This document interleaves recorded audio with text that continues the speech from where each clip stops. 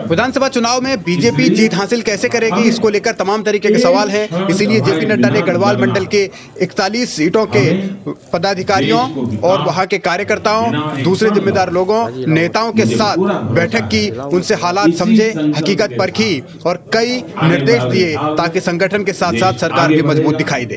पूर्णकालिक कार्यकर्ता, विस्तारक कार्यकर्ता, विधानसभा के प्रभारी, उनके सह प्रभारी और साथ में जो प्रवासी कार्यकर्ता है, उन सभी कार्यकर्ताओं के बीच में उन्होंने चूँकि सभी का मार्गदर्शन किया है, सीधे सीधे नीचे जाकर, बिल्कुल घर घर जाकर, लोगों के बीच में जाकर हमारे सभी कार्यकर्ता काम करेंगे। सभी को उनका मार्गदर्शन मिला है। उनके मार्गदर्शन से निश्चित रूप से हमारे सभी कार्यकर्ताओं को, प्रदेश भर के कार्यकर्ताओं को एक नई प्रेरणा मिली है, नई ऊर्जा मिली है। सब लोग जाकर और जोर शोर से काम करेंगे। सरकार की मौजूदा स्थिति क्या है, सरकार की छवि जनता के बीच क्या है और जो सिटिंग एमएलएज हैं उनके कामकाज की क्या पोजीशन है, क्या वो टिकट मिलने पर दोबारा जीत सकते हैं या नहीं जीत सकते, ऐसे ही कई सवाल उन्होंने जो तमाम पदाधिकारी हैं या जिनकी जिम्मेदारी हर विधानसभा सीट पर लगाई गई है, चाहे वो विस्तारक हों, चाहे प्रभारी हों, चाहे जिला अध्यक्ष हों या फिर दूसरे कार्यकर्ता हों, उनसे फीडबैक लिया और समझने की कोशिश की कि भारतीय जनता पार्टी को आगे क्या करना पड़ेगा। आदरणीय नड्डा जी ने जीत का मंत्र दिया है, बूथ जीता चुनाव जीता। ये मंत्र है।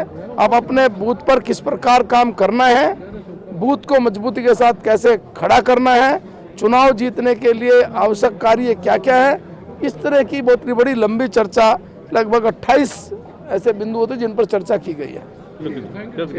जीत का मंत्र देने के साथ साथ जेपी नड्डा ने पार्टी के पदाधिकारियों और नेताओं को तालमेल बनाने का भी साफ साफ संदेश दिया।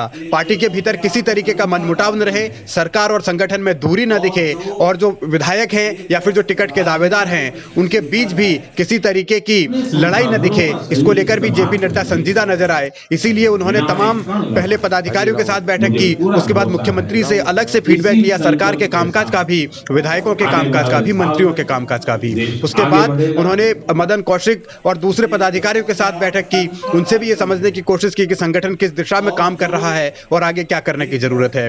बीजेपी के भीतर एक सवाल इस बात को लेकर है कि क्या जो 3 मुख्यमंत्री बदले गए उसका भी कोई नेगेटिव मैसेज जनता के बीच गया है। शायद इसीलिए जेपी नड्डा ने पूर्व मुख्यमंत्री त्रिवेंद्र सिंह रावत को भी अलग से बुलाया, उनके साथ अलग चर्चा की, पूर्व केंद्रीय मंत्री और पूर्व मुख्यमंत्री रमेश पोखरियाल निशंक के साथ भी अलग से बातचीत की और ये समझने की कोशिश की कि रणनीति आखिर आगे कैसे बनाई जाए ताकि 60+ का नारा जो दिया गया है वो साकार भी हो। इसके अलावा जेपी नड्डा ने सबसे अहम पहलू टिकट बंटवारे को लेकर कहा कि जिन विधायकों ने काम नहीं किया है या जिन विधायकों की छवि खराब है, सूत्रों के मुताबिक पार्टी उनसे किनारा करना चाहती है, यानी उन्हें टिकट नहीं देगी। इसके अलावा नड्डा ने टिकट के तमाम दावेदारों को भी ये कहा है कि वो सामंजस्य बनाकर रखें, किसी एक को टिकट मिलेगा तो सब लोग उसके साथ खड़े हों, यानी एकजुटता का संदेश नड्डा देकर गए हैं। लेकिन टिकट बंटवारे को लेकर पार्टी के भीतर टकराव होना तय है।